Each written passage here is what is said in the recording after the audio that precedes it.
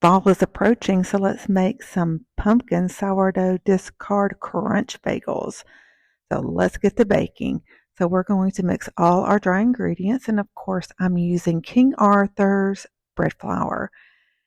So now we're going to add some brown sugar, some pumpkin spice, and we're also going to add in a little bit of salt.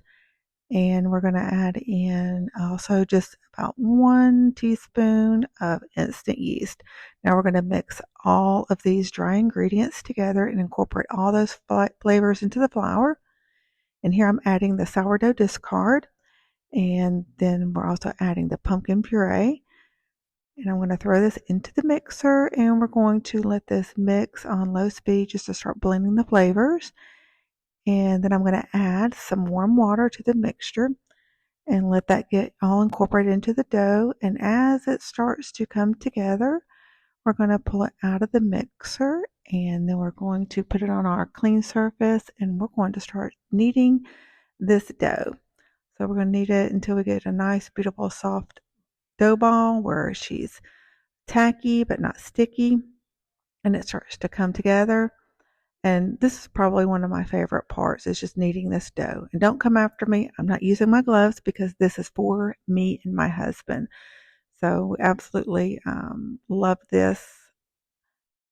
Love making these. So let's just cover this and let her sit in there and let her rise for 2 hours. So now we're going to incorporate all of our sugars in with a little bit of flour and a little bit of melted butter to form our crunch that we're going to put on top of the bagels. This is so good. So we're going to boil our bagels on low heat with just a gentle boil. They're going to get about 1 minute on each side. And here you can see I'm putting the last 2 bagels on the spoon and putting them in the water.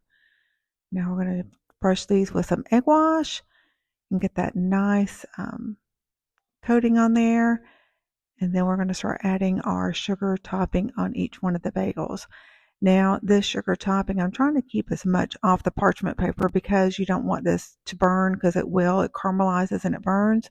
But this gives this sugar crunch on the top of the bagel. And we're going to bake these in the oven at 425 for about 20 minutes. Now let's taste these.